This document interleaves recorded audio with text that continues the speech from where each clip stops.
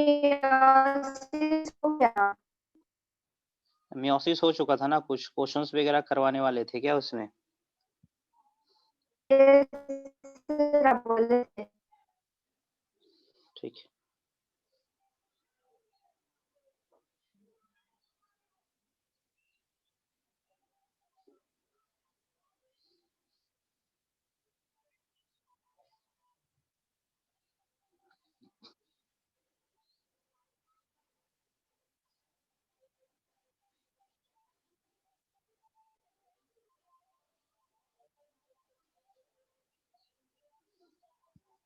ये चौथा क्लास होगा, पांचवा होगा, बताएंगे जरा कौन सा लेसन हो जाए, लेक्चर हो जाएगा, बता पाएंगे?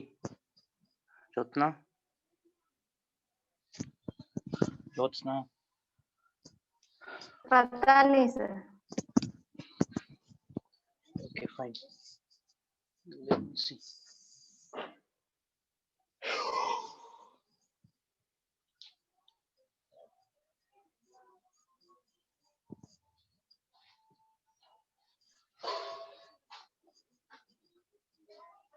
फिफ्थ होना चाहिए। देखते हैं।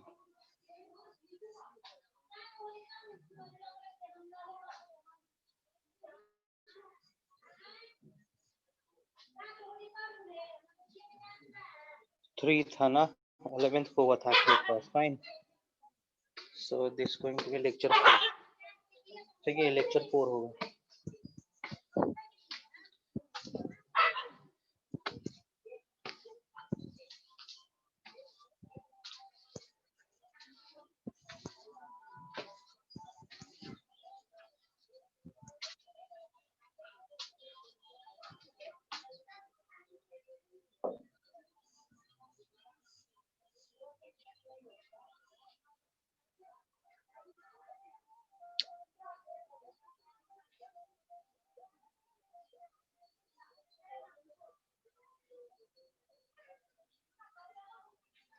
फाइन।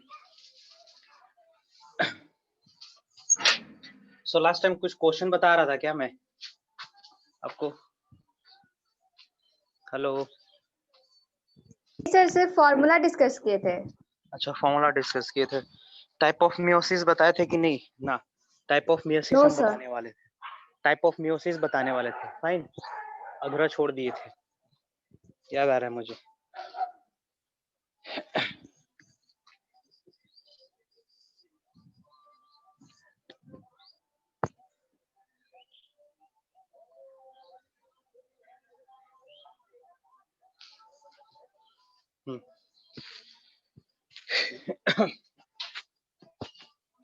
सो डिस्कस करते हैं हम लोग टाइप ऑफ मियोसिस, फाइन।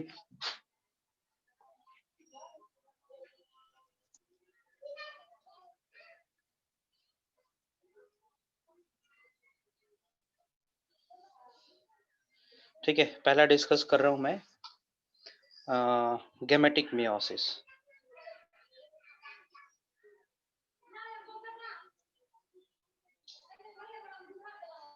ठीक है, गैमेटिक मियोसिस नाम से क्या पता चल रहा है ज्योत्सना? गैमेटिक मियोसिस में गैमेट्स का फॉर्मेशन होगा इस हाँ, मियोसिस में। मींस मियोसिस के चलते गैमेट का फॉर्मेशन होना, that is called gametic meiosis, fine. So इसको मेंशन कर सकते हैं। Meiosis leads to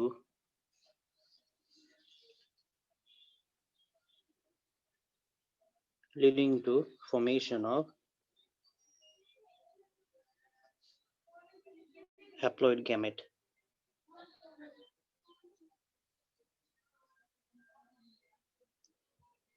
बता सकते हो गैमेटिक मियोसिस लोअर ऑर्गेनिज्म में होगा कि हायर ऑर्गेनिज्म में होगा? Higher organism. Very good. occurs in plants and animals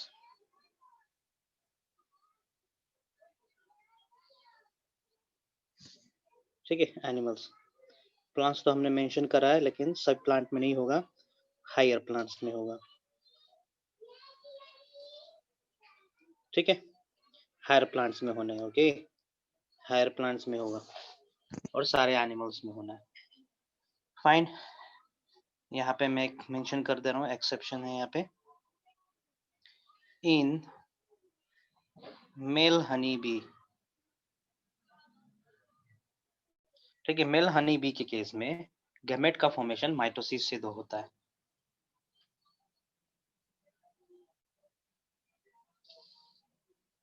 क्यों होता है? पूरा बॉडी ही हैप्लॉइड होता है। Very good, occurs through mitosis, ध्यान देंगे, ठीक है। चलिए, ये हो गया आपका गेमेटिक मियोसिस। नेक्स्ट देखते हैं जाइगोटिक मियोसिस।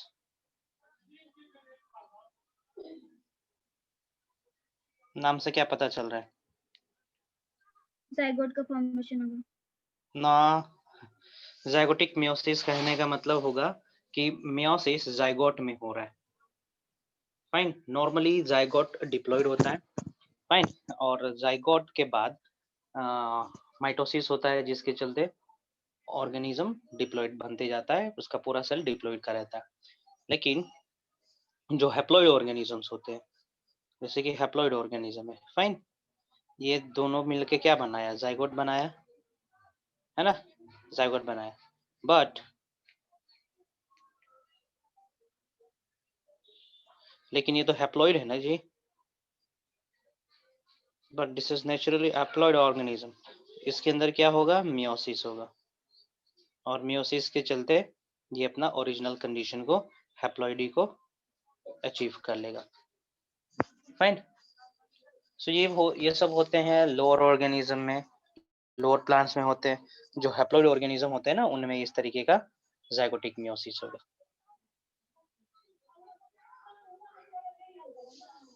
ठीक है।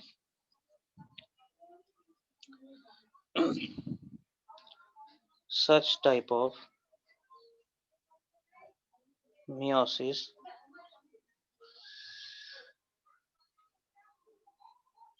zygote is followed by haploid organism.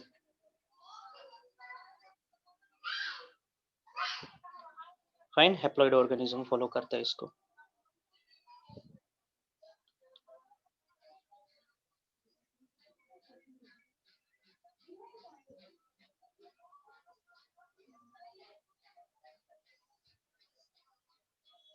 Fine,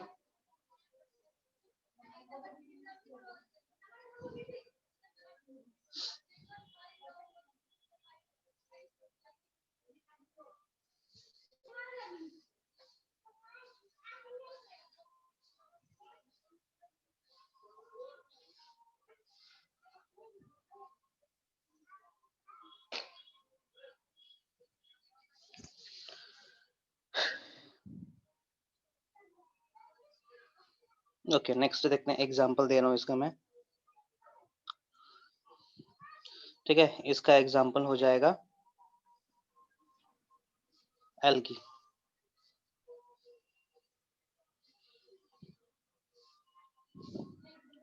ठीक है। एल्गी में इस तरीके का हैप्लॉइड मियोसिस फॉलो होता है, sorry, meiotic zygotic meiosis follow होता है। फाइन, आगे देखते हैं।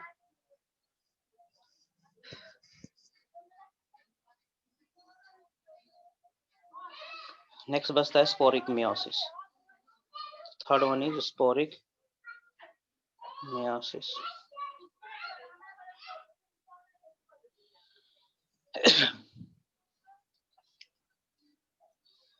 ठीक है, स्पोरिक मियोसिस ऐसा मियोसिस होगा,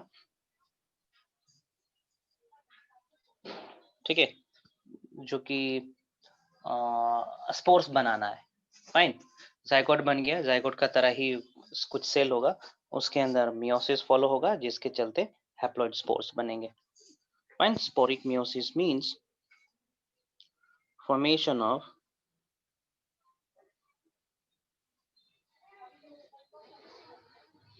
haploid spore out of diploid cell.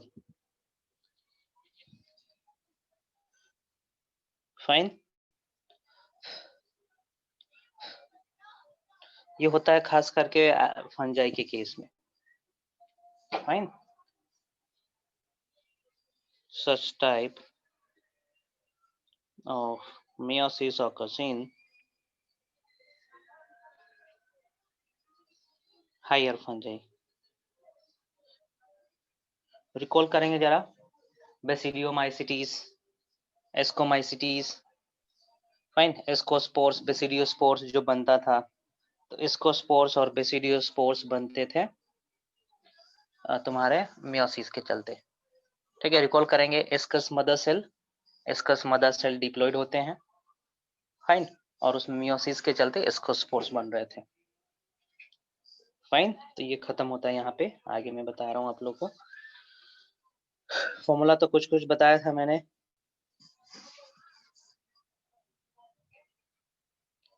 Formula तो बता ही चुके थे. कुछ और फॉर्मूला हुआ तो अभी डिस्कस कर देंगे.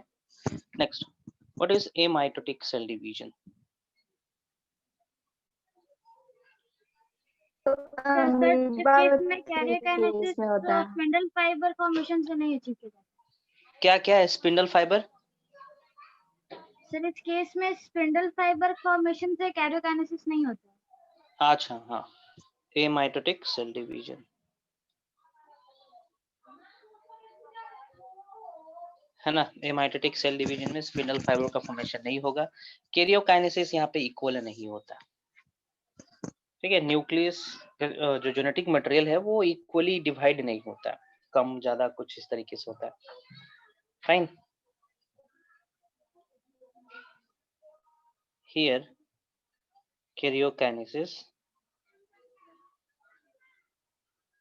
is not achieved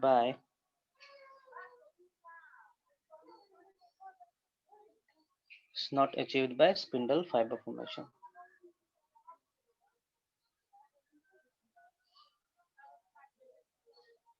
spindle fibre का फॉर्मेशन नहीं होगा.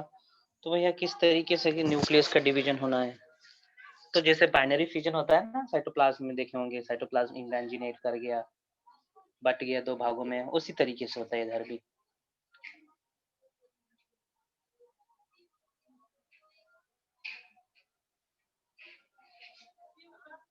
Unequal distribution of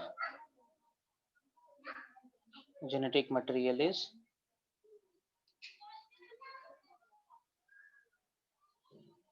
seen here.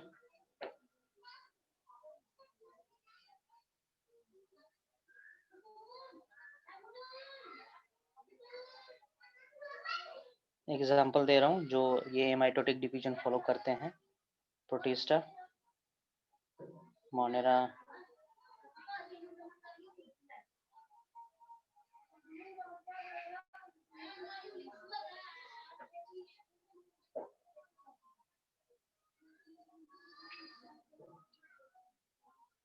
ठीक है. कुछ कुछ हमारे सेल्स भी फॉलो करते हैं एम्ब्रियोनिक स्टेज में जो रहते हैं. हाँ, वो भी एमाइटोटिक डिवीजन फॉलो करते हैं. फाइन. चलो आगे बढ़ते हैं. सिग्निफिकेंस ऑफ देते हैं meiosis.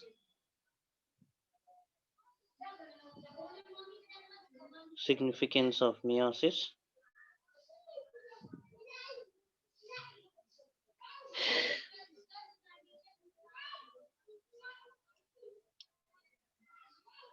So it keeps, because of meiosis, जो आने वाला जनरेशन होता है उसके हर सेल्स में उतने ही क्रोमोसोम होते हैं जितने पेरेंट्स के पास होते हैं, है ना. It keeps the number of chromosome stable in the new generation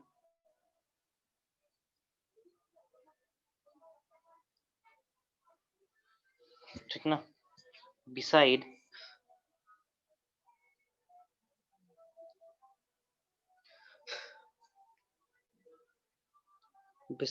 parent being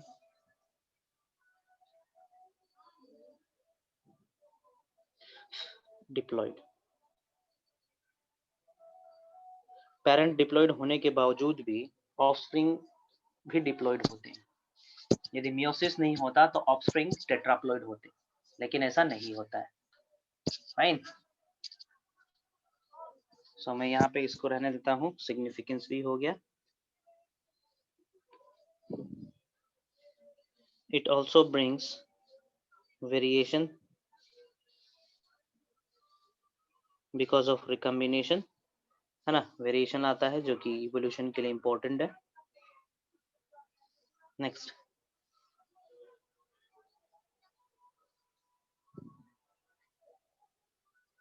कुछ फॉर्मूला बता रहा हूँ। Fine.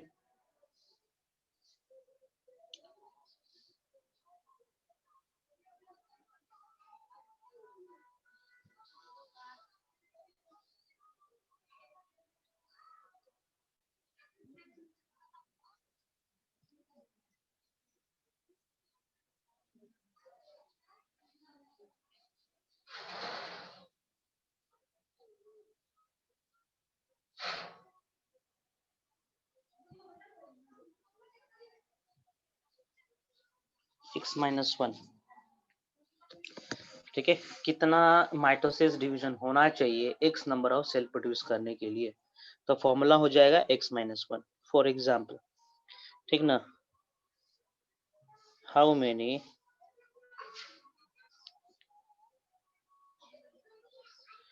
mitosis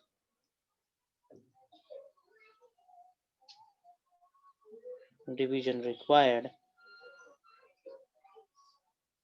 to produce 4 cells? कितना चाहिए जी? 3 चाहिए ना, ठीक है। Answer is what? 4 - 1 that is 3। Proof करना है, कर दीजिए। ये रहा एक सेल, है ना, एक सेल से 2 सेल बना, यहाँ पे एक डिवीजन हुआ,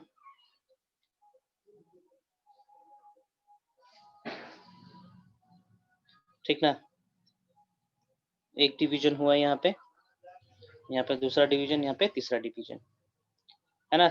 4 सेल्स बनाने के लिए 3 डिवीजन हुआ, 1 डिवीजन, 2 डिवीजन और 3 डिवीजन। फाइन,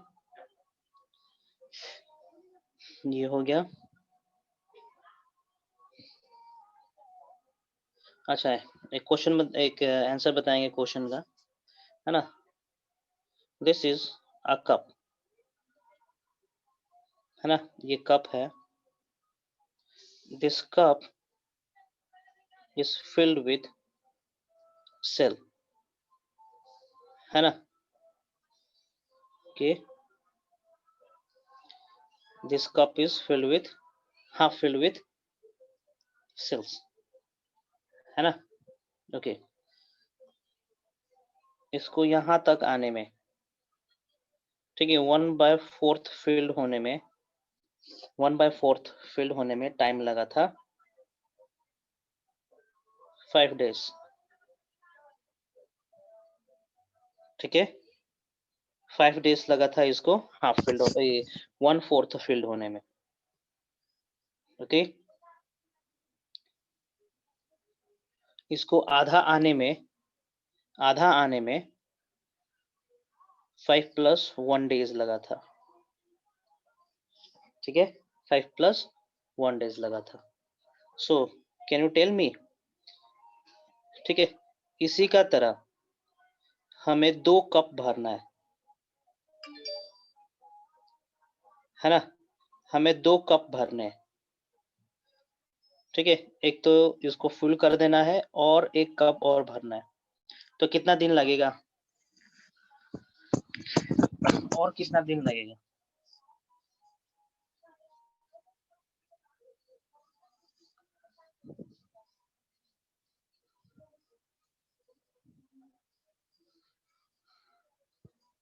हेलो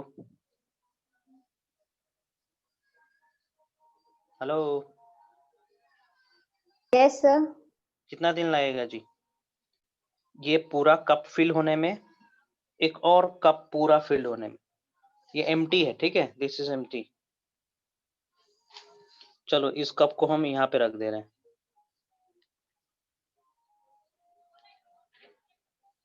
कप को हम यहाँ रख दिए, सेम साइज है दोनों का,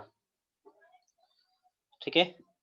25% भरने में इस कप का 25% भरने में 5 दिन का समय लगा था, ठीक ना। इस कप के अंदर आधा भरने में सेल्स से आधा भरने में 1 दिन लग गया था, मतलब टोटल 6 दिन लगे थे। तो इसको पूरा भरने में कितना दिन लग जाएगा, यहाँ से यहाँ तक भरने में और कितना दिन लग जाएगा?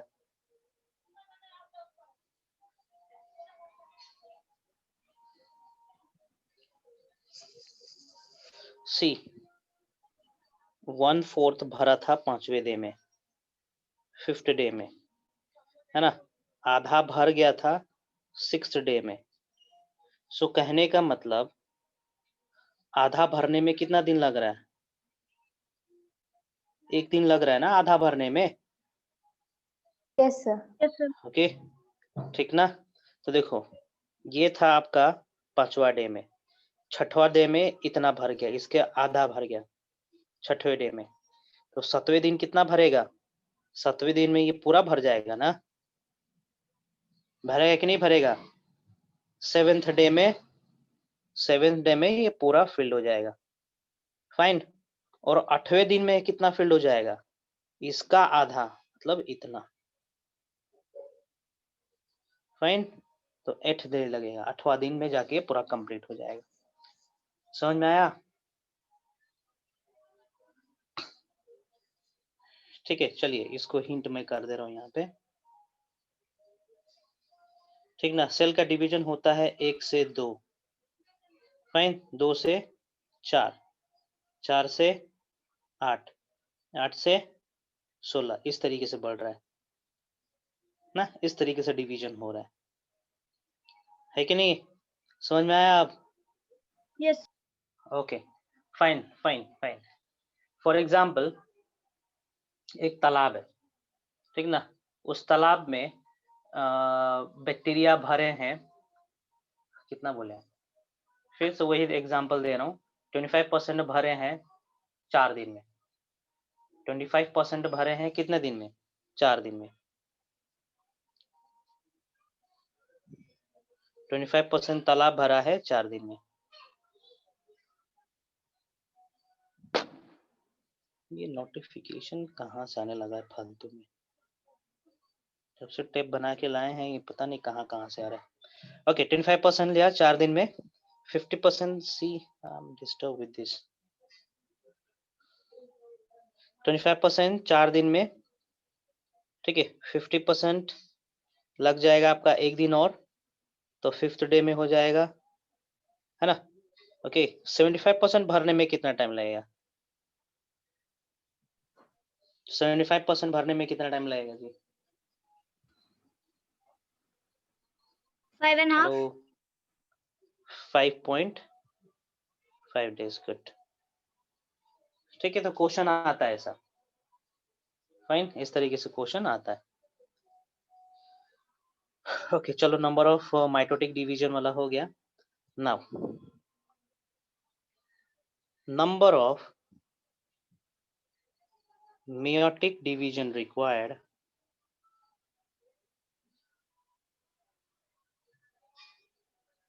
to produce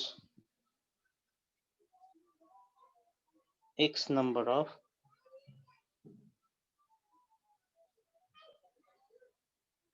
pollen grain, ठीक ना। x number of pollen grain, तो इसका आंसर क्या हो जाएगा? कितना meiotic डिवीजन चाहिए x number of pollen grain produce करने के लिए, बता सकते हो?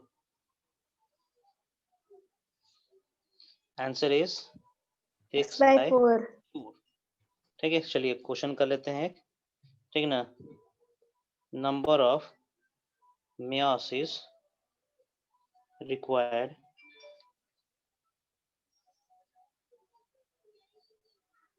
to produce 4 pollen grain, क्या हो जाएगा answer ji? 1। 5। 4 by 4 that is 1 ना। ठीक है। सर लास्ट सर आप जो नोट्स भेजे हैं उसमें फॉर्मूला है x + x/2। रुको, आएंगे वहां पे, आएंगे वहां पे, आएंगे वहां पे। ठीक है, जैसे कि ये रहा 2n, है ना। Okay, this is pollen mother cell, fine. So इसके अंदर हुआ क्या, मियोसिस 1, मियोसिस 1 के चलते 2 सेल्स बने, फिर बाद में इस तरीके से होंगे, है ना।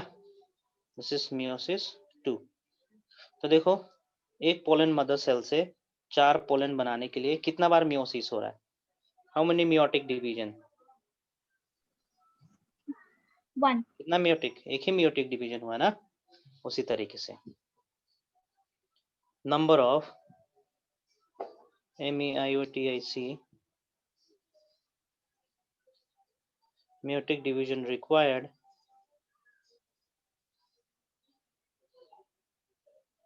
to produce 100 pollen grain, कितना होगा, 25. 25। 25 ना। ठीक है, यदि मैं बोलता यहाँ पे 101, तब कितना होता, 26. 26 हो जाएगा। ठीक है, समझ गए कि एक प्लस करेंगे हम लोग, क्यों करेंगे पता चला। Yes. एक मियोसिस से तो एक सेल नहीं बनेगा, बनेगा तो 4 ही बनेगा, है ना। चलिए ये हो गया। नेक्स्ट चीज और बता रहा हूँ,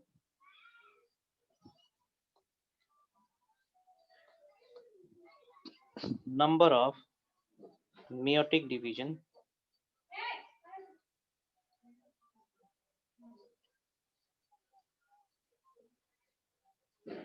required to produce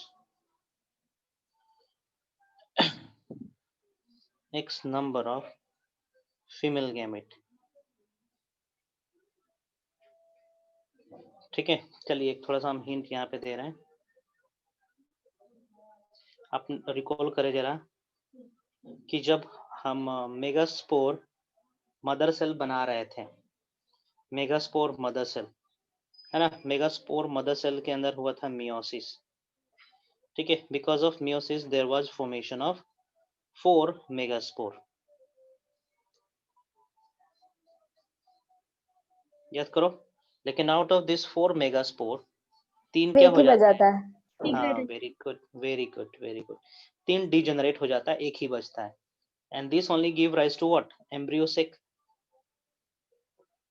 याद करो जरा, embryo sac, antipodals, polar nuclei, synergids, egg cell, याद आया,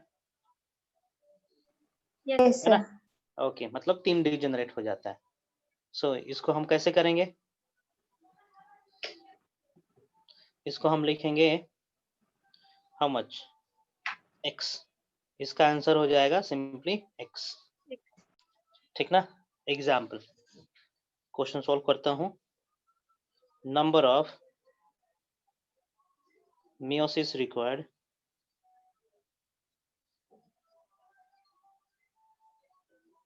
to produce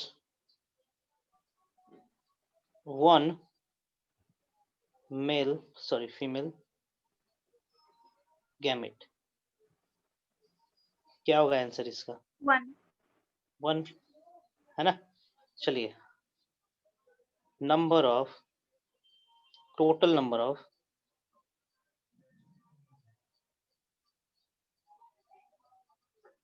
meiotic division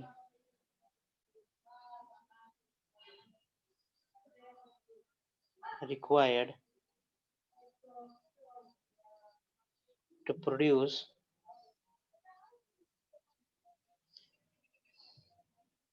x number of seed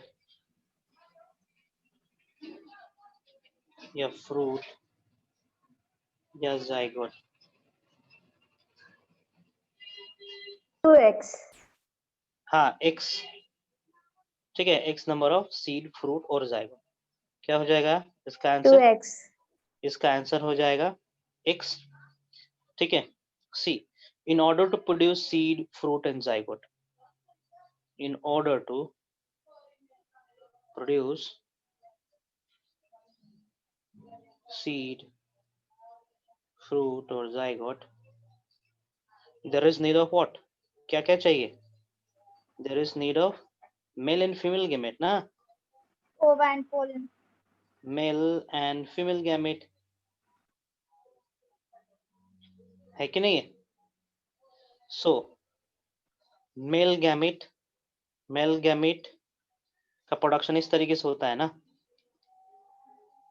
होता है कि नहीं? मेल गैमेट पोलन का प्रोडक्शन के लिए फॉर्मूला क्या था? कितना मियोसिस चाहिए था? x/4 प्लस फीमेल के लिए कितना चाहिए था? x चाहिए था ना? समझ में आया कि नहीं? Yes, sir. Jyotsna Yes, sir. Good, ठीक ना? तो इसका फॉर्मूला हो जाएगा ये x/4 प्लस x, ठीक है? CD is equal to question total number of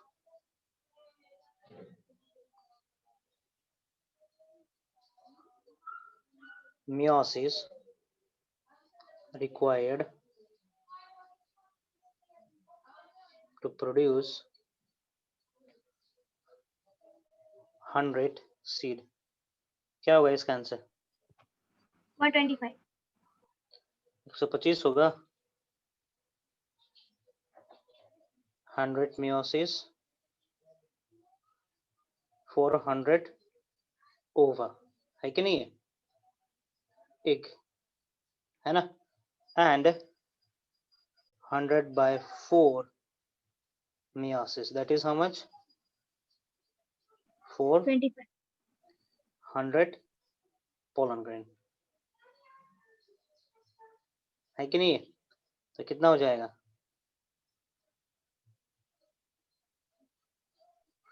how much? 125. meiosis. ये एम्स का क्वेश्चन था. मतलब पॉलन ग्रेन्स के केस में डिजेनरेट नहीं होता है ना? ना, पोलन ग्रेन टेट्राड में होता है ना, चारों के चारों वायबल होते हैं.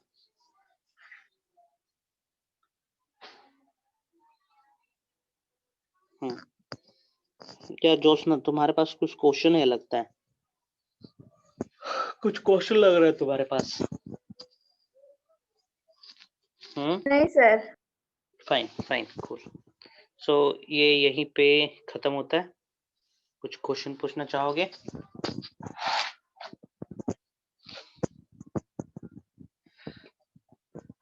एक जनरल क्वेश्चन था हाँ बोलो. सर. डेड बॉडी क्यों फ्लोट करता है और अलाइव बॉडी जो है वो सिंक कर जाता है, ऐसा क्यों? डेड बॉडी क्या करता है? फ्लोट करता है. यस सर, पानी पे. ओके. कब फ्लोट करता है? तुरंत मरने मरने के बाद? नहीं, थोड़ी देर बाद. थोड़ी देर बाद होता है. फाइन. ओके. हमारे शरीर के अंदर प्रोसेस चल रहा है, ठीक ना? रेस्पिरेशन चल रहा है. And during respiration there is a release of what? Carbon dioxide. Fine. Carbon dioxide gas का रिलीज होना होता है. अब मान के चलो एक बॉडी है, उस बॉडी के अंदर CO2 का कंसंट्रेशन यदि भरने लगेगा, गैस का कंसंट्रेशन भरने लगेगा, सो gas is lighter than water ना? पानी भारी है कि मरने गैस के बाद भारी? कहाँ से होगा? ओके. मरने के बाद जो प्रोसेस हो रहा, जो इंजाइम्स बचे हुए थे, फाइन, जो इंजाइम्स हमारे शरीर के अंदर बचे हुए थे, वो इंजाइम काम कर रहे हैं, वो रेस्पिरेशन कर दिए फॉर द टाइमिंग. हमारे शरीर के अंदर माइक्रो ऑर्गेनिजम्स भी तो है, फर्मेंटेशन स्टार्ट हो गया ना उसमें. हमारे शरीर के अंदर फर्मेंटेशन भी स्टार्ट हो गया. स्टमक में देखोगे कि पेट फूलने लगता है, यस सर, बहुत हाथ पैर सब फूलने लगता है ना? ठीक है. और मान के चलो कि माइक्रो ऑर्गेनिजम्स को मारने वाला तब है नहीं, इम्यूनिटी भी खत्म हो गया, तो जो बैक्टीरिया सप्रेस थे वो जागरूक हो जाते हैं, है ना? और फर्मेंटेशन शुरू कर देते हैं. So during fermentation there is release of carbon dioxide. Fine. और हवा भरने के चलते हमारा बॉडी हल्का होने लगता है. फाइन. तो पानी से ऊपर आएगा ऑब्वियसली, एयर भरा हुआ है, ठीक है? यही रीजन है. सीधा इसको आप आर्किमिडीज से ही रिलेट करेंगे। हवा है तो हवा पानी से हल्का है तो ऊपर आने का कोशिश करेगा। नेक्स्ट और general question.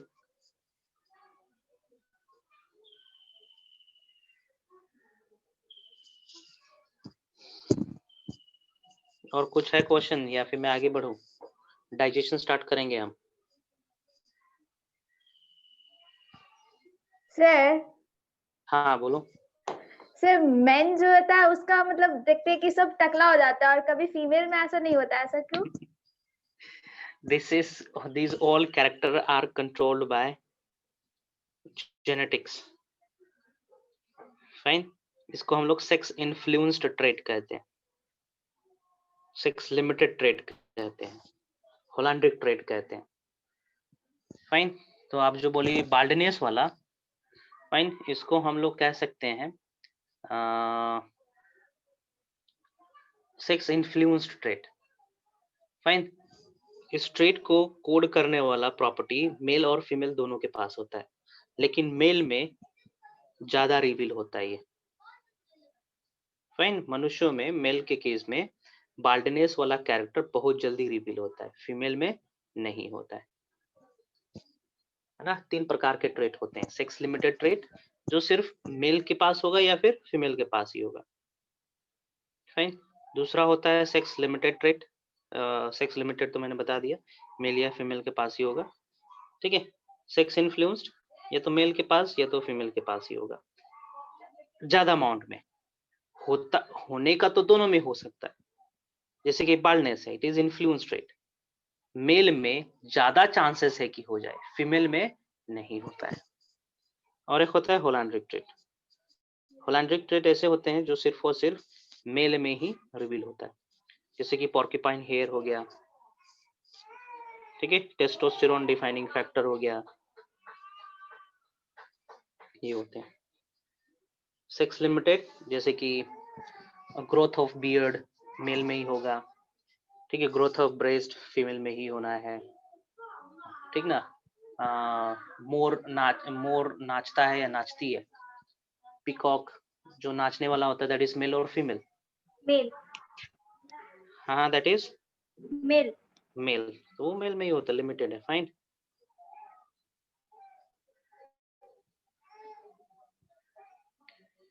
I am fair about this, ये पता नहीं हो क्या रहा है मेरे साथ। नोटिफिकेशंस में जाके ब्लॉक कर दीजिए। मैंने क्या है देखो, सी इस नॉनसेंस, व्हाट्सएप को अनइंस्टॉल करना पड़ेगा मेरे को।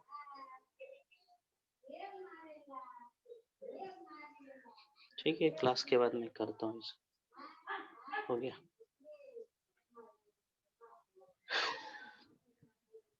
ये पढ़ना है आप लोग को, ये तीनों चीज के बारे में पढ़ना है, sex limited trait, influence trait. Fine.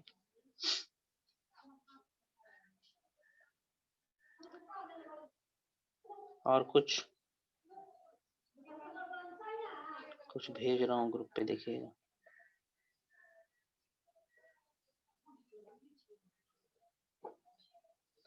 और पूछो। आज तो गोवर्धन पूजा है, तुम लोग नहीं गए पूजा में?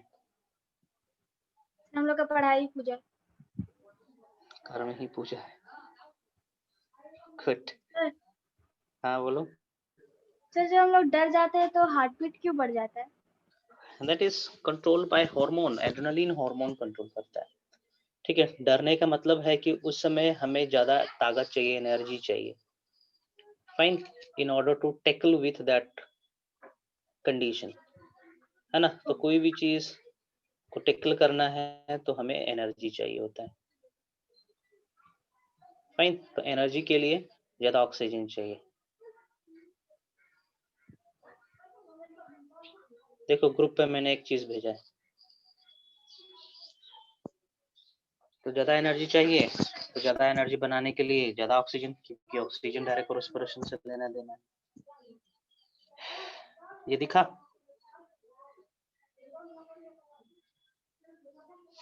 दिखा?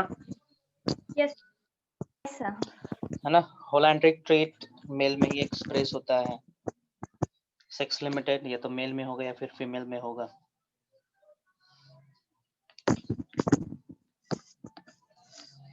और कुछ? ये पोर्क्यूपाइन स्किन क्या होता है? पोर्क्यूपाइन स्किन पूरा शरीर में बाल उग जाना, that is porcupine skin.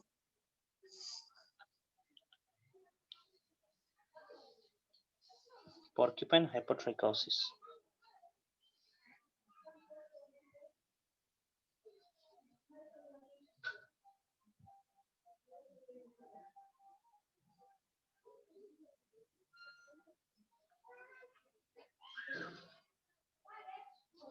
Porcupine skin था ना? Yes sir.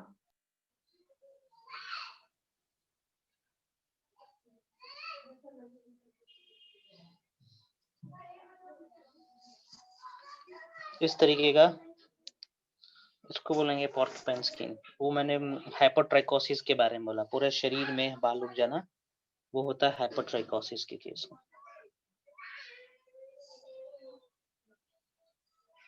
स्किन एकदम रफ हो जाना, हार्ड हो जाना, that is called porcupine skin. ये बहुत रेयर है, ये है ना, बहुत ही रेयर कंडीशन है। होता है तो सिर्फ मेल में ही होता है, फीमेल में नहीं होना है। एक है हाइपोट्राइकोसिस, देख पा रहे होंगे आप लोग। हाइपोट्राइकोसिस ये होता है पूरे शरीर में हेयर ग्रो कर जाना।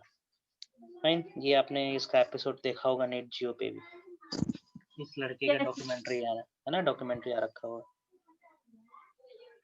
This is the case of porcupine skin, a हाइपोट्राइकोसिस।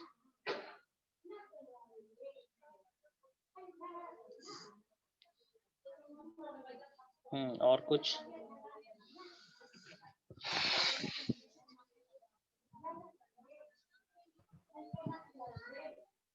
Sir hernia में क्या होता है? किसके केस में? हर्निया के केस में? हार्निया के केस में पेन ज्यादा होने लगता है तुम्हारे इसमें गनाड्स में। सर ये सिर्फ मेल्स में ही होता है? मेल मेल मेल में, गोनाड्स के केस में।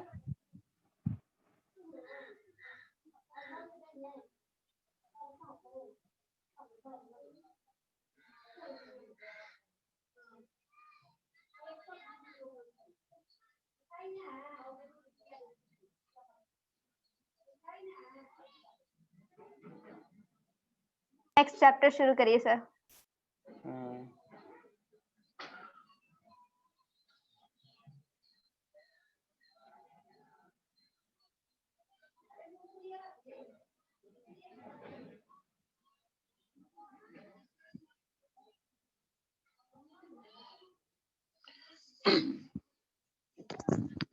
ये सब रिलेटेड है ट्यूबल से, ठीक ना। एक्चुअली एक ट्यूब प्रेजेंट है जो कि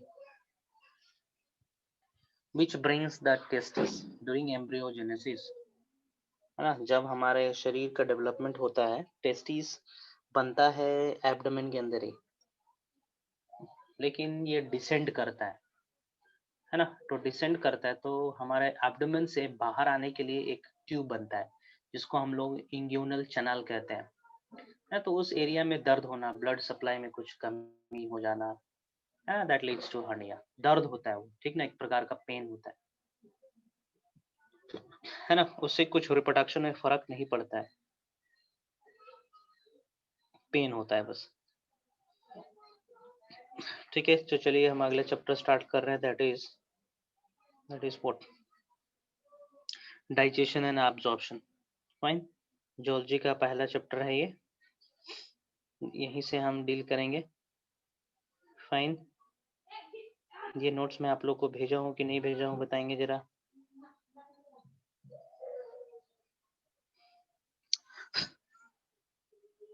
We can finish up fast with this, 82 है, इसमें मेरा नोट्स भी है।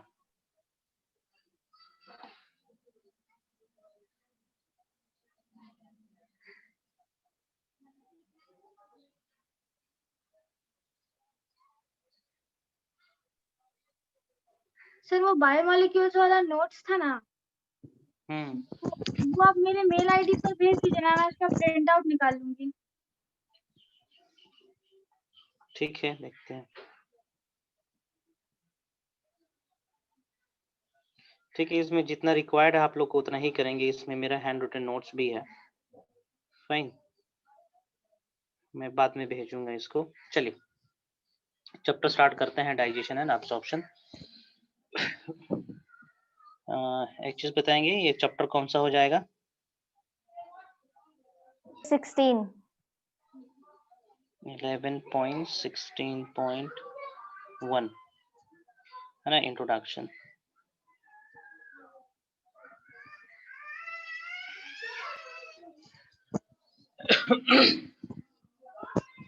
जूलॉजी का पहला चैप्टर है, पहला चैप्टर नहीं बोलेंगे, एनिमल फिजियोलॉजी का पहला चैप्टर है।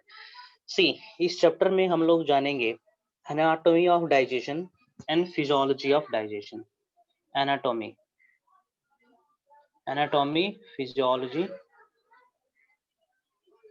है ना। एनाटॉमी कहने का मतलब वो सारे ऑर्गन्स के बारे में पढ़ेंगे जो डाइजेशन में इन्वॉल्व है।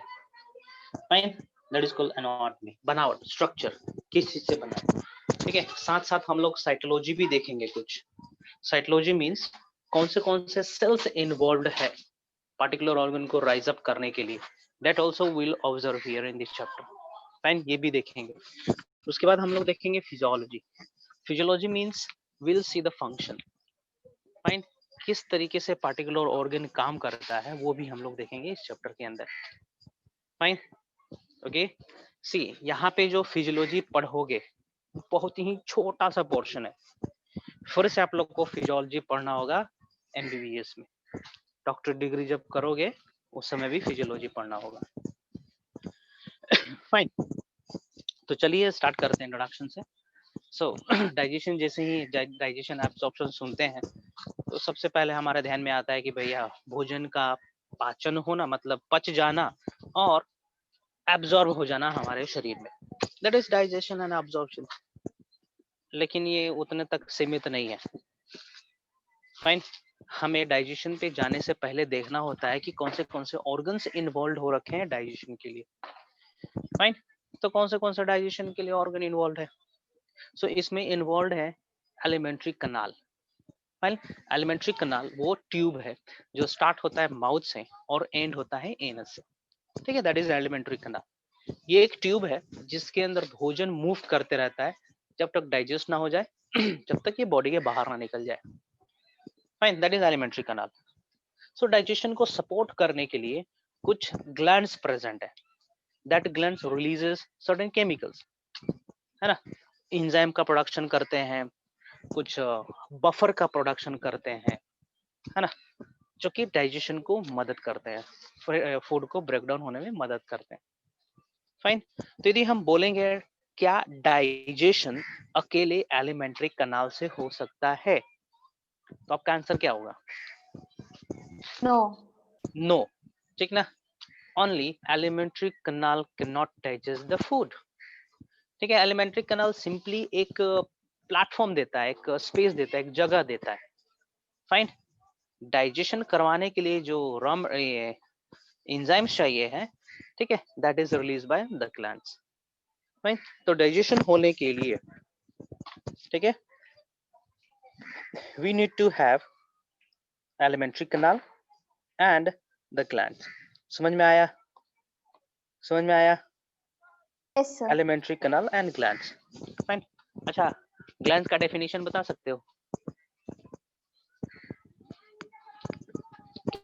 sorry, can you define digestion? Digestion को डिफाइन कर पाओगे? Down of larger molecules into simpler molecules by the help of enzymes is called digestion. मिली? The breakdown of complex food into simpler form which can be absorbed by the body for respiration. हाँ, which can be absorbed by body, ये mention करना जरूरी है। Fine, इसको mention करोगे, okay, ये appropriate हो गया आंसर।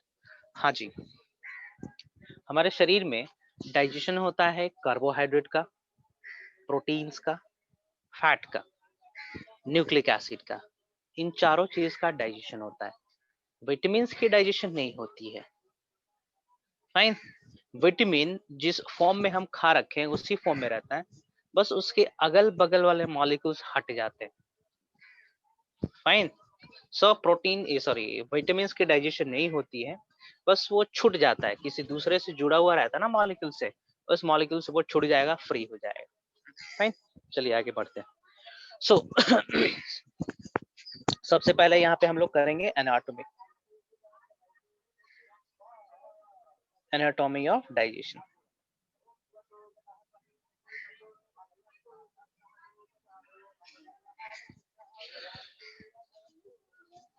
ठीक है, एनाटॉमी में हम देखेंगे कौन से स्ट्रक्चर इन्वॉल्व हो रखे हैं। ठीक है, give me a moment please.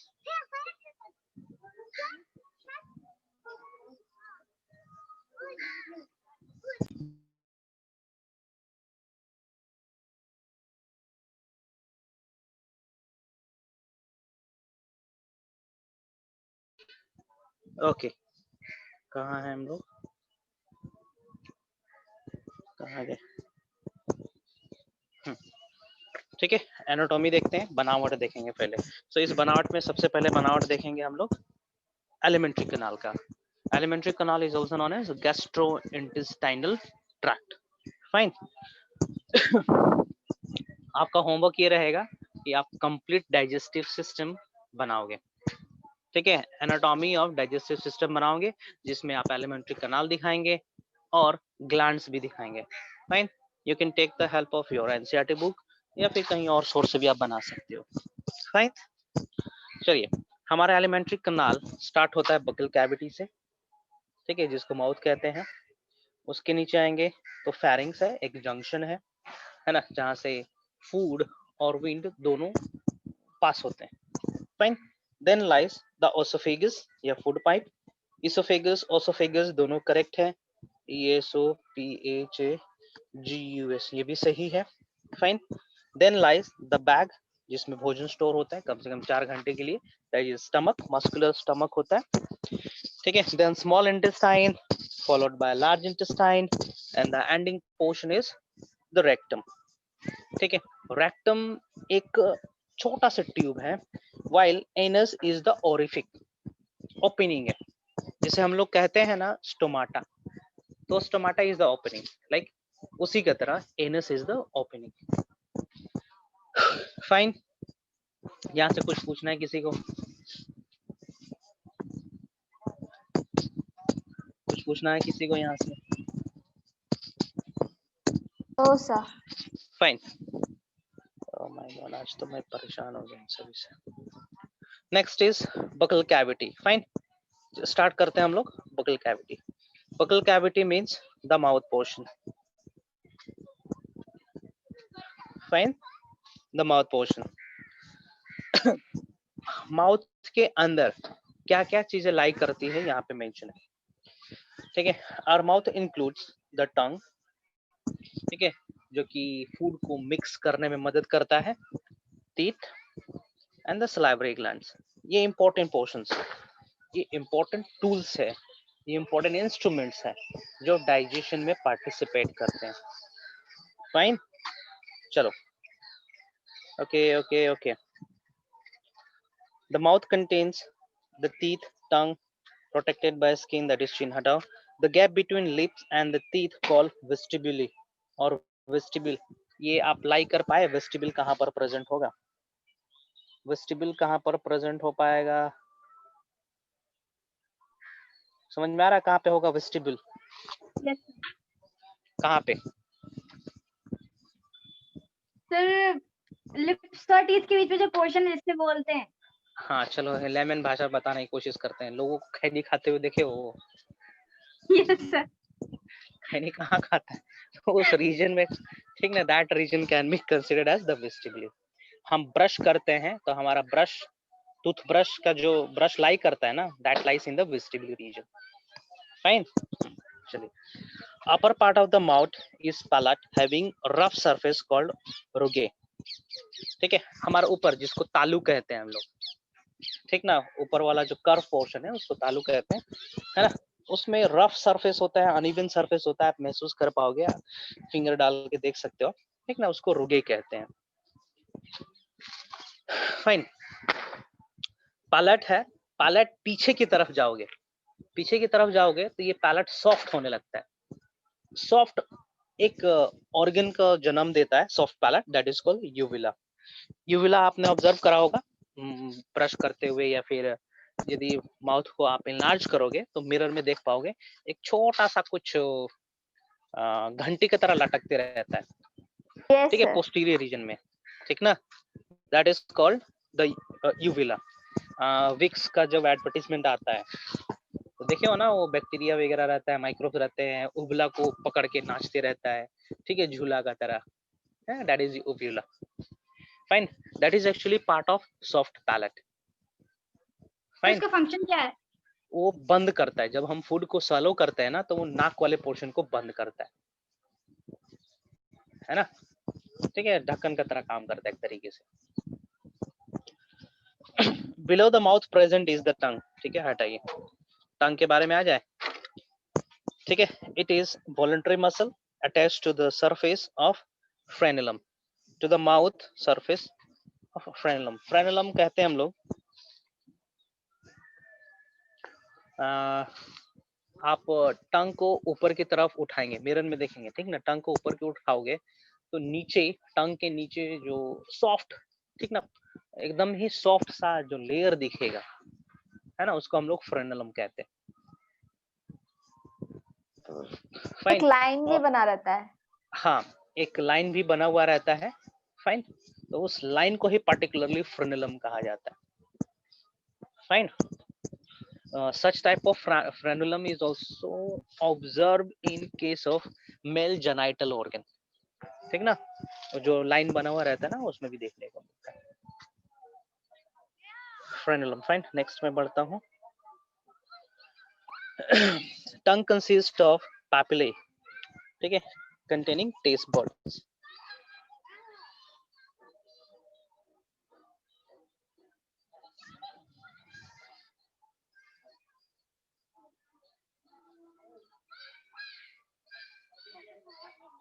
ठीक है, पैपिले, पैपिले कहने का मतलब कुछ रूखा रूखा सा सब्सटेंस, सब्सटेंस नहीं बोलेंगे, स्ट्रक्चर, जो कि जिसके अंदर टेस्ट बर्ड्स प्रेजेंट है ना, उसको पैपिले कहते हैं। छोटे छोटे ऐसे स्ट्रक्चर जिसके अंदर टेस्ट बर्ड्स प्रेजेंट रहेंगे। Fine, that is called papillae. चलिए, यहाँ पे कुछ पैपिले हमने ड्रॉ कर रखा है, उसके बारे में हम बताएंगे। फाइन, जैसे कि हम यहाँ पे ड्रॉ कर रखे हैं, ठीक है, ये देखो, सबसे पहले ये हमने ड्रॉ किया है एकदम पोस्टीरियर रीजन में, इसको हम लोग कहेंगे circumvallate papillae. This is called circumvallate papillae. इस पैपिले में टेस्ट बर्ड्स प्रेजेंट रहते हैं। Fine, this is fungiform, fungiform papillae. ये इस फंगिफॉर्म पैपिले में भी टेस्ट बर्ड्स प्रेजेंट रहने। फाइन, यहाँ पे इसको हम लोग कहेंगे फिलीफॉर्म पैपिले, और फिलीफॉर्म पैपिले की रीजन में कोई टेस्ट बर्ड्स प्रेजेंट नहीं रहता है। In case of human being, in case of human being, filiform papillae do not possess any taste buds, याद रखेंगे। फाइन, और भी कुछ स्ट्रक्चर है जो यहाँ पे मेंशन कर दे रहे हैं। Fine, this is called lingual tonsil, इसको लिंगुअल टॉन्सिल कहेंगे। This is not papillae. Sulcus terminalis, this is also not anything.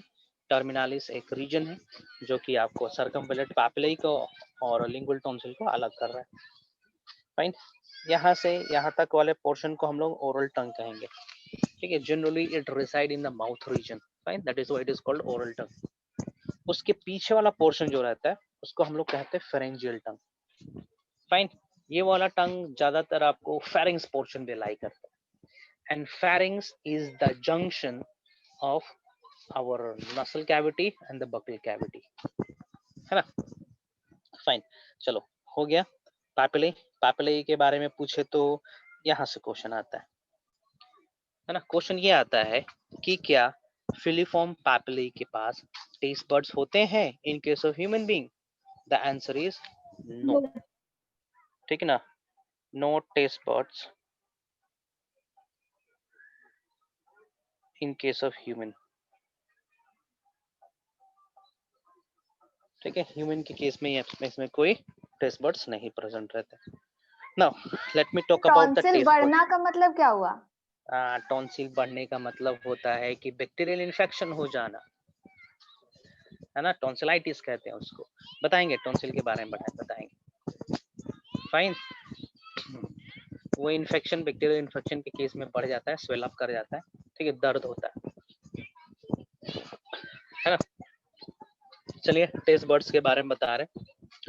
So we have birds on our tongue, जैसे कि ये देखो यहाँ पे टेस्ट बर्ड्स है, इस रीजन में भी टेस्ट बर्ड्स है। फाइन, इस रीजन में भी टेस्ट बर्ड्स है, नेक्स्ट वाले रीजन में भी टेस्ट बर्ड्स होंगे, ये देखो, और सबसे नीचे वाले पोर्शन में भी टेस्ट बर्ड्स हैं, देखो यहाँ पे। टेस्ट बर्ड्स कहाँ नहीं है? तो यहाँ पे कोई टेस्ट बर्ड्स नहीं है, ठीक है, फिलीफॉर्म पैपिली में कोई टेस्ट बर्ड्स नहीं। सो सबसे पोस्टीरियर रीजन में टेस्ट बर्ड्स है। That taste bud is for bitter. Bitter का मतलब क्या होता है? Tita. बिटर का मतलब तीता, कड़वा ना, कड़वा। देखो हमने क्या लिखा, क लिखा, क ख, ठीक है, क ख न म, ठीक है, ठीक ना। कम खाना है नमक, कहने का मतलब नमक कम खाना चाहिए, ये निमोनिक है, याद करने का। क से कड़वा होगा, दैट इज बिटर। ख से खट्टा, सार। एन से सॉल्टी, नमक। और म से मीठा होना है, स्वीट। फाइन। तो कभी के ये पैटर्न पूछ सकता है एग्जाम में, क्या पैटर्न बताओ, या फिर इसके बारे में बोल देगा कि ये जो टेस्ट बर्ड्स है एंटीरियर पोर्शन में, वो कौन से इंटाइटिटी को जांचता है ना। तो that is responsible for telling us the salty taste. ठीक है, ठीक है, आगे बढ़े, आगे बढ़े। Yes, sir. ओके, ये इंपॉर्टेंट है, थोड़ा और डीप में जा रहे हैं। Cranial nervous system controls the activity of taste buds. The cranial nerve which controls it are fifth, seventh pair, that is called facial cranial nerve. The ninth pair, glossopharyngeal, ठीक है, cranial nerve, and the 10th pair, that is called vagus cranial nerve. याद रखेंगे, ये सब अब आना शुरू हो गया है, कॉम्प्लेक्सिटी शुरू हो गई है। फाइन। ये टेस्ट बर्ड्स को कंट्रोल करने के लिए कुछ तो नर्व फाइबर्स होने चाहिए, कुछ तो नर्व होने चाहिए, तो है ना। आपने पढ़ा होगा 10th में, how many cranial nerve pair we have, how many spinal nerve pair we have, तो पढ़ा होगा ना आपने, 12, 32, 33 ऐसा कुछ, है ना। Yes, तो sir. सबके बारे में जानना है। तो देख रहे हैं यहाँ पे टंग वाले रीजन को टेस्ट बर्ड्स को कौन कौन कंट्रोल कर रहा है। So it is controlled by 7th, 9th and 10th cranial nerve pair, और सबका नाम है facial cranial nerve, glossopharyngeal cranial nerve and vagus cranial nerve। याद रखेंगे। फाइन, कॉम्प्लेक्सिटी बढ़ते जा रहा है अब, ठीक है। हो सकता है ये एनसीईआरटी में ना हो, यहाँ पे हो, आपका मर्जी। फाइन, पढ़ना चाहो ना पढ़ना चाहो, इट्स अप टू यू। हाँ, लेकिन एग्जाम्स में सर्दी तो के आता है। टाइम पे टेस्ट में क्यों चेंज आता है? फंक्शनल नहीं रहता है, ठीक है, फंक्शनल नहीं रहता है। या तो उसके ऊपर बैक्टीरियल ग्रोथ हो गया है, या फिर टेस्ट बर्ड्स डिजेनरेट कर गए हैं। आपको पूछना चाहिए था कि सर्दी के समय में हमको स्मेल क्यों नहीं आता है। टेस्ट भी क्वेश्चन, बहुत सारा नहीं आता है। हाँ, तो टेस्ट बर्ड्स डिस्टर्ब हो जाते हैं। टेस्ट बर्ड्स सबसे ज्यादा डिस्टर्ब होते हैं जब आप गर्म चीज खाते हो, होता है कि नहीं। गर्मा गर्म चाय पी लिए, कॉफी पी लिए, बोलते हैं ना जीभ जल जाना। Yes sir. हाँ, तो 2-3 दिन तक कोई पता ही नहीं चलता क्या खा रहे हैं, नमकीन खा रहे हैं, क्या खा रहे हैं, है ना। तो टेस्ट बर्ड डिस्ट्रॉय हो गए हैं। टेस्ट बर्ड्स मतलब सेल्स ही तो है ना। तो सर्दी जुकाम में होता क्या है कि पीएच वगैरह चेंज होता है, टेम्परेचर चेंज होता है, जिसके चलते टेस्ट बर्ड्स डिस्टर्ब हो जाते हैं, है ना। They are no more functional during that time. तो इसलिए हमें कुछ पता ही नहीं चलता क्या खा रहे हैं, है ना। और जैसे ही टेस्ट बर्ड्स रिकवर हो जाता है, सेल्स रिकवर हो जाते हैं, टेस्ट का हमें पता चलने लगता है। फाइन, समझे? Yes, sir. चलिए यहीं तक मैं रहने देता हूँ. From the next day will start from teeth. ठीक है, ये नोट्स को मैं भेजूं या ना भेजूं, अभी बताओ. आप लोग खुद से पढ़ोगे या फिर हम इसी तरीके से करें? अभी 10 मिनट्स और है ना? कितने बजे तक क्लास? 50 तक है ना? ठीक, fine fine fine, will continue. Oh my God, कहाँ चले गए? चलिए दांत के बारे में देखते हैं. सबसे पहले देखेंगे दांत कहाँ से ओरिजिन हुआ है. फाइन, हमारे दांत को थिकोडोंट और हेट्रोडोंट कहा जाता है. Let me tell you what is thecodont and heterodont. Thecodont कहने का मतलब हमारा दांत सॉकेट के अंदर एम्बेडेड है.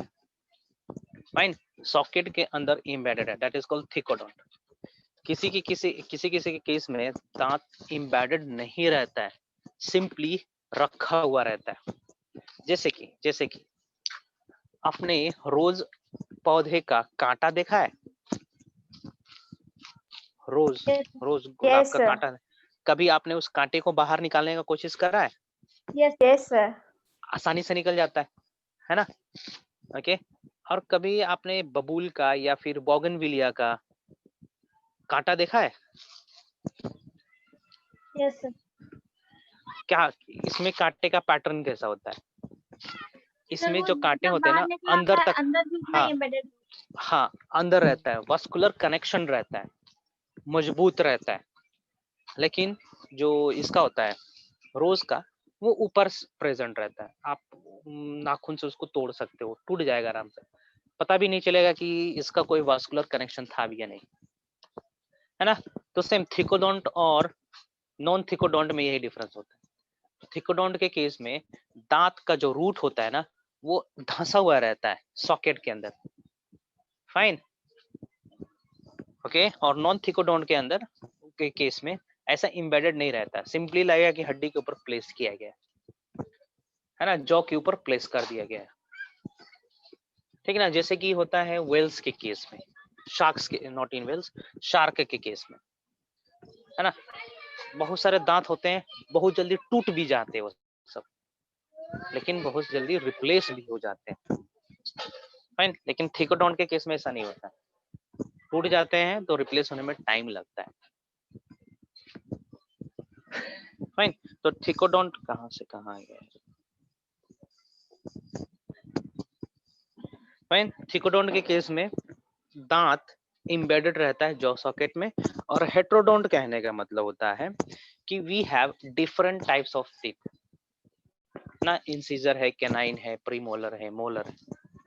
फाइन, चलिए आते हैं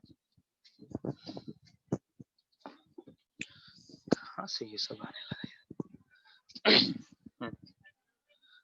एक्रोडोंट कोई जरूरी नहीं है, प्लूरोडोंट कोई जरूरी है यार. Classification of teeth on the basis of surface of animal, no need. अपने से पढ़ना चाहो पढ़ सकते हो, जस्ट वेस्ट ऑफ टाइम, कोई जरूरी नहीं है. यहाँ पे आते हैं हम लोग. ठीक है, heterodont, presence of different types of teeth, that is called heterodont. जो मैं ओमिट करने के लिए बोला हूँ उसको हटा देंगे, पढ़ेंगे नहीं, कोई एग्जाम में नहीं आना है.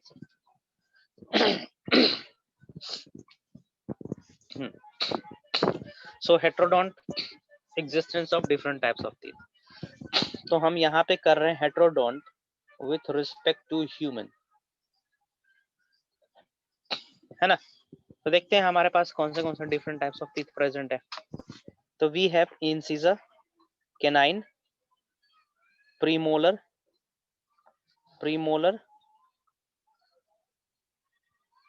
And molar. ठीक है, these are the 4 different teeth we have. teeth या tooth बोलेंगे, teeth बोलेंगे. ओके, हमारे एडल्ट ह्यूमन बीइंग में कितने दांत होते हैं जी? 32 होते हैं, ठीक ना? ओके, 32 में कुछ दांत रिप्लेसेबल है और कुछ दांत नॉन रिप्लेसेबल है. मतलब समझे रिप्लेसेबल और नॉन रिप्लेसेबल कहने का मतलब? इससे मतलब टूटेगा तो दोबारा आ सकता है, और कुछ है और टूटा तो टूट गया.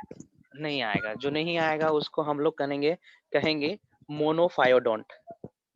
मोनो मीन्स एक बार, ठीक है। मोनोफायोडोंट teeth are those teeth which can't be, क्या बोलेंगे, replaced by new teeth, है ना। जिंदगी में बस एक ही बार उगेंगे, उसको मोनोफायोडोंट कहेंगे, ठीक है।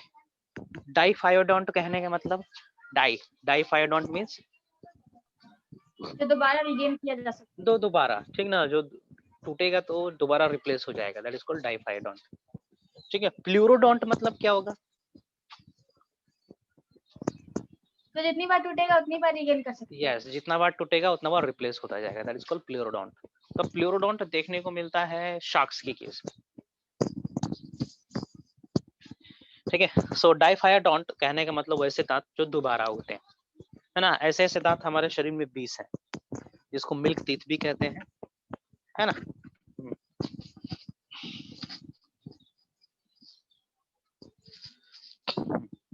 डेंटल फॉर्मूला ये इंपॉर्टेंट है ना। कभी कभी पूछ देता है dental formula of dog, dental formula of frog, कौन याद करेगा? हटाओ, नॉट सो इम्पोर्टेंट, ठीक है। वेस्ट ऑफ टाइम, ह्यूमन का ही याद रखो, चलेगा, ठीक है। If you want to recall, if you want to study, you want to remember, रटो, याद करो, रख सकते हो, ठीक है। जो किताब मैंने आप लोग को प्रेस्क्राइब करा है, ठीक है, एयरलेस बायोलॉजी उसमें मेंशन है, खरगोश का भी मेंशन होगा उसमें, है ना। सो नो नीड, कोई जरूरत नहीं। आते हैं इन्फेंट का डेंटल फॉर्मूला देखते हैं। So infant has 2 incisor, 1 canine, no premolar and 2 molar। समझ में आया? Can you tell me how many total teeth are there in case of infant? 2 4 5 10. 7 8 8 9 16। इसको आप इस तरीके से काम करोगे, कितना हो गया? कितना हो जाएगा? 4 5 6 7 8 8 2 16 हो गया ना जी। 16 ही दांत होगा ना बच्चों के केस में। एडोलेसेंस वाला केस में देखेंगे 2 इंसिजर होना है, 1 कैनाइन होना है, ठीक है। यहाँ पे देखेंगे प्रीमोलर बाद में आ रहा है, ठीक है। 2 प्रीमोलर्स है और 2 मोलर्स है, ठीक ना। इसमें कितने दांत होंगे? 30 होंगे। एडल्ट के केस में, तुम लोग के केस में कितना दांत होगा यहाँ पे मेंशन है, 2 1 2 3, ठीक है। देखो मोलर, एक और मोलर आ रहा है आखिरी में, फाइन। लास्ट मोलर बाद में आता है, ठीक है ना। 17 18 साल के आसपास आता है, जो उसके बाद भी आ सकता है ना। तो लास्ट मोलर को विजडम टीथ भी कहते हैं, बुद्धि वाला दांत। क्या लॉजिक है इसके पीछे? क्या लॉजिक है इसके पीछे? बुद्धि वाला तो दांत मतलब कहने का सर मतलब जिस एज जिस तक समय वो आता वाला है दांत ना डेवलप तो वो होता है उस लोग टाइम बुद्धि हो जाता है डेवलप हो उन लोग जाता को। है बुद्धि। उस एज में हम लोग बस बुद्धि आने लगता है, इसलिए इसको विजडम टीथ कहा गया है, फाइन, समझे? एडोलसेंस के केस में तो 28 होगा ना। 28 नहीं, ठीक है, 18 19 इसके आसपास आने लगता है, फाइन। टीथ का नंबर, दांत का नंबर किसी किसी में लेट हो सकता है, लेकिन जरूरी नहीं है ना। 20 के आसपास आ जाना चाहिए, 20 आते आते आपका 32 दांत हो जाना चाहिए। तो क्वेश्चन ये आता है कि जो विजडम टीथ होता है एक्चुअली में कौन सा टीथ होता है, कौन सा दांत होता है? So wisdom teeth is actually the third molar, answer is this, ठीक ना। Wisdom teeth is actually the third molar, fine. ये डायग्राम भी आपको बनाना है। सर आपने ऊपर 30 लिखा है ना, वो 28 होगा। कहाँ पे? अच्छा 1 2 3 4, हाँ 28 होगा ना, 4 बढ़ेगा ना जी, 1 2 3 4, 4 बढ़ेगा ना, तो थोड़ी बढ़ेगा। अच्छा ये है कैसे, आप लोगों को पता चल रहा है ये किस तरीके से हमने बनाया है? इस तरीके से दांत इस तरीके से होता है ना, है ना। तो देखो हम दिखा रहे हैं यहाँ पे, ठीक है। तो इंसिजर हो गया, ठीक है, एक कैनाइन हो गया,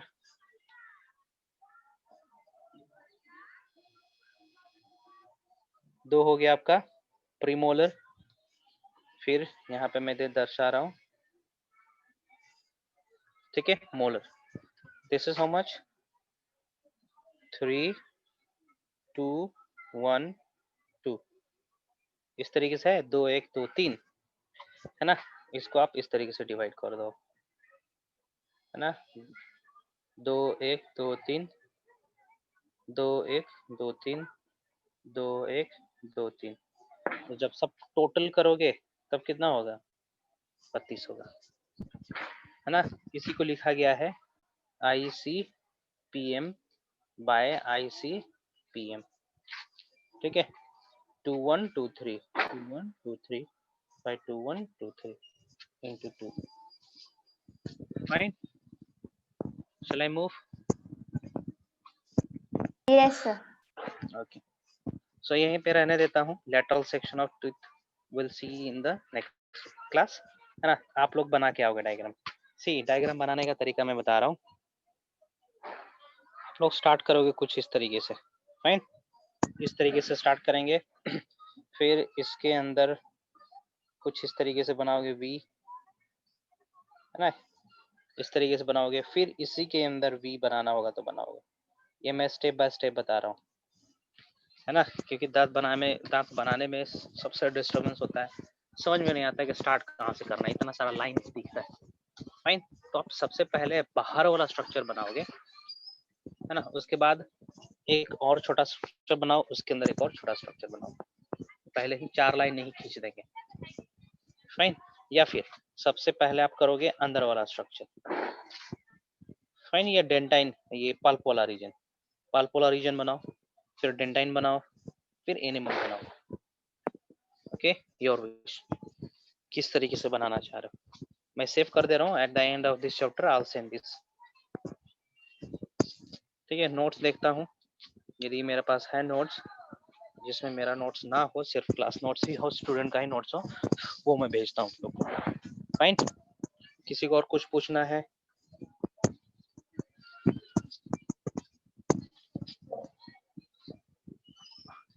हेलो,